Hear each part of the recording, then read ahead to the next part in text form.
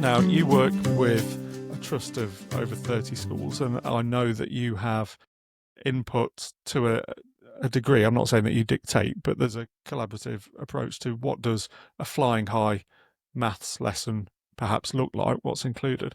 How do you balance having some consistency in approach with allowing teachers the space to be able to teach the children that are in front of them in the way that they know is best for those children, do you think? Good question. I think that I would go back to one of my favourite quotes about maths, which was many years ago when we used to do the Shanghai exchange, and we had some teachers come over from Shanghai and teach in our classrooms, and they'd have 100 primary school teachers sat in the back of a classroom while they taught 30 strangers who were about 8 years old and didn't speak the same language as them.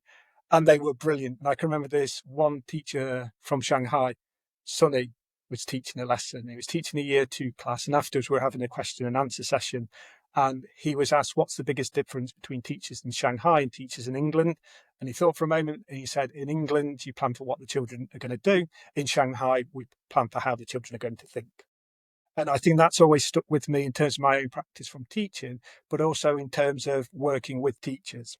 So where professional development, there are some things where you just have to do things in a certain way. We don't want people kind of putting their own unique spin on safeguarding. Follow the rules, do it properly. Whereas with maths, there are some ideals that we're working towards. So what I try and do is ask questions in that planning guidance rather than telling people what they need to do at that point. So the purpose of this part of the lesson is to make sure that any prior knowledge children are going to need in a minute is brought to the forefront of their memory, rather than you need to put 6 questions there that do this, this, and this. So it's making sure the rationale behind each part of the lesson is clear, rather than dictating what they need to do within that. And it's not parts of the lesson that you have to do them all in this order, but if there is some knowledge that the children are going to find useful that you know they already know, we might as well reactivate that. At some point, you're going to have to teach the children the new learning.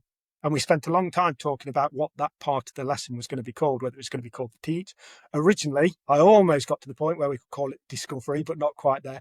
But I think the teach facilitator model is nice because it gets to the point that actually we do need to model this. We know what the best representation is. We know how we're going to show this thing. But actually what we're doing is facilitating. We're going from the children's prior knowledge to get them to where they need to be. And that might take many different forms. And it's not, you need to start with I do and show the children how to do it.